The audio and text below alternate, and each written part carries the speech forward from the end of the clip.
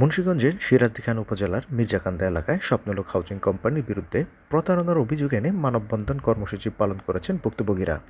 মঙ্গলবার ১৬ জুন বিকাল ৫টা ৩০ ঘটিকায় সিরাজদিখান উপজেলার কেআইন ইউনিয়ন মির্জাকান্দা এলাকায় স্বপ্নলোক হাউজিং কোম্পানির সাইট অফিসের সামনে অনুষ্ঠিত এই মানববন্ধনে ভুক্তভোগী ও এলাকার বিভিন্ন শ্রেণী পেশার মানুষ অংশগ্রহণ করেন। মানববন্ধনে অংশগ্রহণকারীরা অভিযোগ করেন, স্বপ্নলোক হাউজিং কোম্পানি আকর্ষণীয় আবাসন প্রকল্পের প্রলোভন দেখিয়ে বহু মানুষের কাছ থেকে বিপুল পরিমাণ অর্থ গ্রহণ করেছে।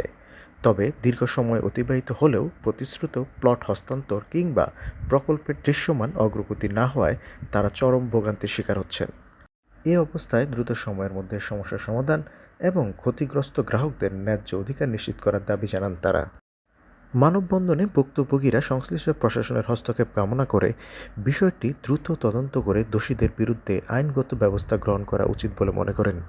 অংশগ্রহণকারীরা আরও বলেন, আমাদের টাকা পয়সা না দিতে পারলে আমাদের টাকা পয়সা ফেরত দেবে। আপনার সাথে প্লট এখানে কিনছি, উনি দেখে গেছি এখানে সব জায়গা ওনার, পরে দেখি এটা ফেক। ঠিক আছে, যতটুকু জানতে পারলাম ওনাদের নিজস্ব কোনো জমা জমিন এখানে নাই।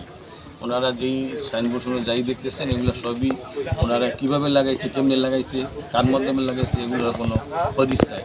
তো যাই হোক, এ বিষয়ে স্বপ্নলোক হাউজিংয়ের স্বত্বাধিকারী আব্দুর রৌফের সঙ্গে বারবার তার মুঠোফোনে যোগাযোগ করার চেষ্টা করা হলেও তার সঙ্গে যোগাযোগ করা সম্ভব হয়নি।